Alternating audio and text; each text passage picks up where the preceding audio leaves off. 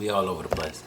Jude Black, Shalom L'Chaim, pure drinking water. They got that. I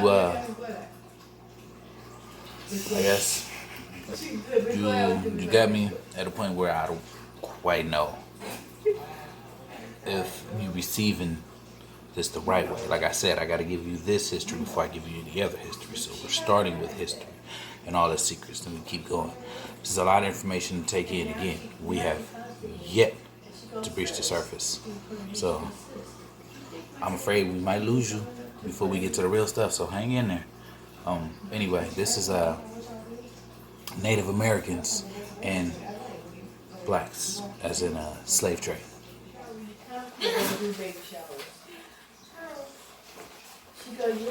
Cue that music I like.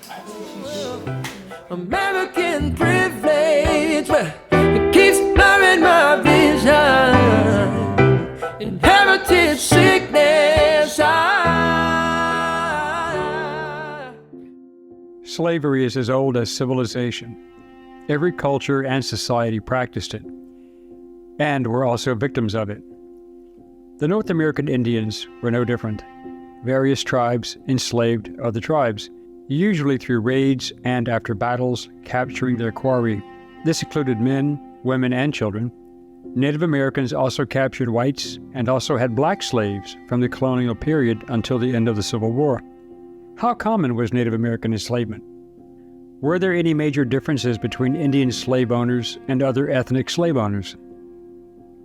Which tribes were the most notorious for enslaving others? Many tribes practiced slavery. However, their primary practice was not based upon race, but more on their differences in tribal customs and the conflict between tribes over territory and resources. Many times, slaves were taken to replace those who had been killed, especially as laborers. Children who were orphaned were usually brought up within the tribe as their own, without distinction.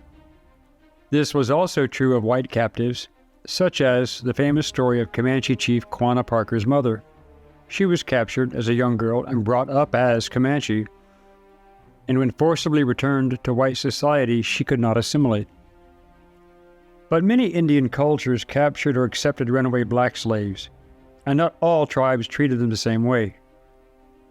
In the Iroquois Nation of New York, Ohio, and Pennsylvania, which was actually comprised of the 5 original Iroquois nations, which comprised the Mohawk, Oneida, Onondaga, Cayuga, and Seneca. It was not uncommon, and chronicled by the French, that the Iroquois tribes were rather ruthless in the raids to capture slaves, black or white. And the captives often underwent very long, painful, and humiliating torture sessions to break their spirits. But in the colonies, in the mid-1760s, New York requested, as a requirement of treaties with the Huron and Delaware tribes, that they had to return escaped slaves, yet the record does not reflect that any were in fact returned. In fact, those that we call the 5 civilized tribes in the southeast United States, which were actually given that name due to their adoption of many European cultural values, to include centralized forms of representative government, conversion to Christianity, education and literacy, intermarriage with whites, and of course their participation in the ownership of black slaves. Much of this cultural assimilation was due to the belief by the tribes that if they acquiesced and adopted European methods, then they would not be persecuted themselves and pushed off their lands. These Native American groups primarily included the nations in the southeast, such as the Cherokee, the Chickasaw, Choctaw Creek, and Seminole tribes. Ironically, only the Chickasaw and Choctaw failed to free all of the people they held in captivity until 1866, after the Civil War, when the federal government had to step in. By the 18th century, many Native Americans owned black slaves, and some tribes, such as the Catawba and Cherokee, were notorious for their dislike of blacks.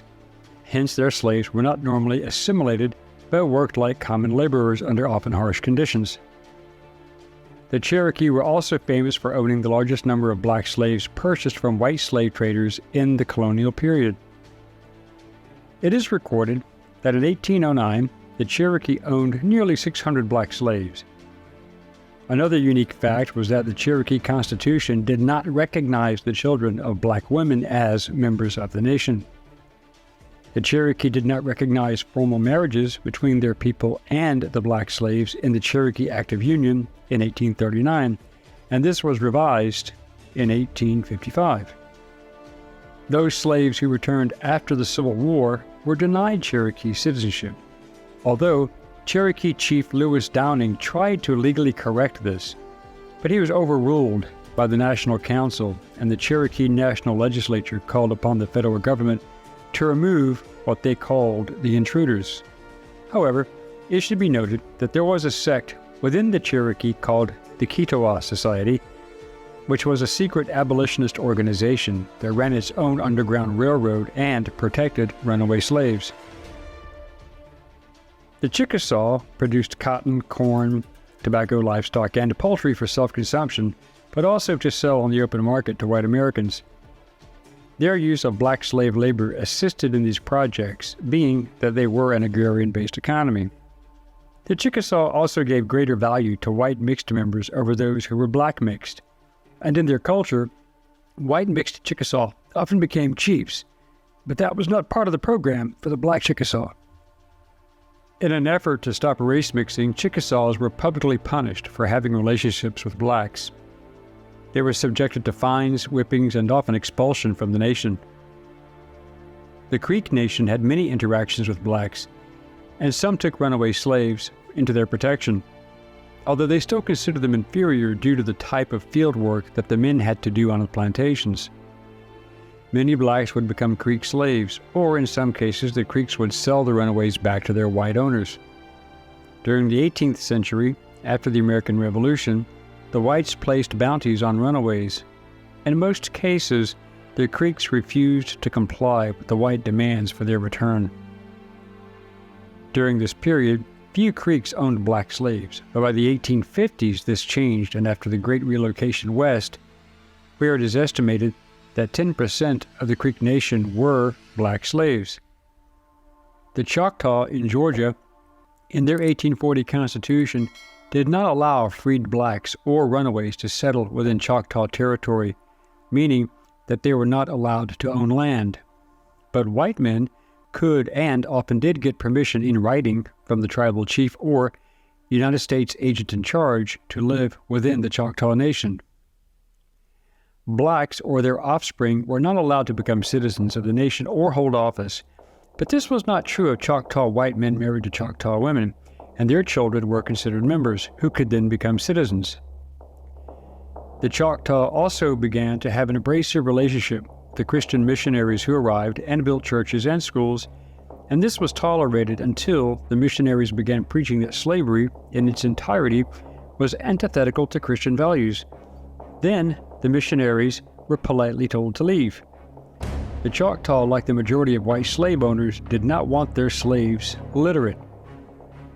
Most of the Indian slave owners had many of the chiefs of the various tribes who were themselves mixed race, living in both the world of the Indian and the white man. Some of these slave owner chiefs were also mixed Indian and black, such as the father of Medal of Honor recipient Pompey Factor, who was himself a black Seminole. The Seminoles were generally the most relaxed in their relations with the black slaves, and they generally welcomed them into their tribes, and the children of the mixed-race children were usually treated no differently than the other members, with Pompey Factor's father being a prime example, but this was not universal. Seminoles still raided plantations and took both black and white slaves, and many black slaves ran away to join the Seminoles, believing that they would have a better life. This was true until the end of the First Seminole War, after which the practice became too risky and the black runaways were often returned to avoid retribution from their white owners. General Thomas Jessup believed that if there was a second Seminole War, the entire southern region could explode into open rebellion, with black slaves revolting against their owners in alliance with the Seminole and possibly other tribes. During the conclusion of that Second Seminole War, these tribes took their black slaves with them along the way to Indian Territory in present-day Oklahoma when they were removed from the American Southeast by the U.S. government. Pompey Factor's family were moved west from Florida, and after the government forced relocation of the tribes, they ended up in Arkansas. Many were relocated in Arkansas. Some, like Factor's family, even went to Texas.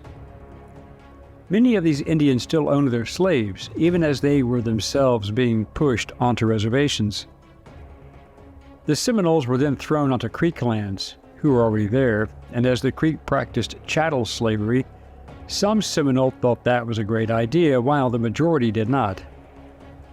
Regardless, the Creek and other tribes raided Seminole properties to steal their slaves.